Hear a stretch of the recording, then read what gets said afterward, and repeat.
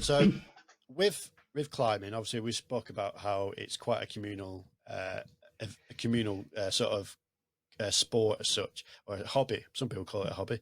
Um, Now, if you was to sort of try and convince someone to come and do it, because obviously there'll be a lot of Mhm. people who are listening, and they may look at it and think they look at obviously the big climbs. They go to a climbing gym or outside doing sport Yeah. climbing or whatever it may be, and they'll obviously there's a lot of people who are scared of just taking that step and going out and climbing. Mhm. And again, like I said, there's more benefits than just the actual climbing side of it. There's the social side of it.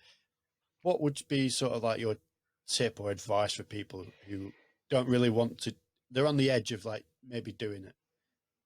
Sure, it's a really good question.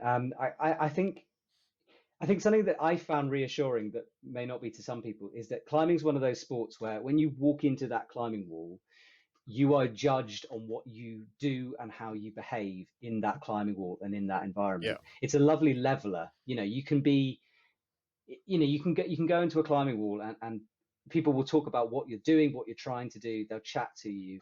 And it doesn't matter if you're like super rich, super poor. It really doesn't matter because it's about that moment in time in that climbing wall. So yeah, it's a wonderful escape for me, and I think for a lot of people. And it's a sport which doesn't judge you on exterior things or what you're about. It judges you on what you're doing in that moment. And that's very freeing, I find. So I would yeah. recommend getting into that just because of that, really.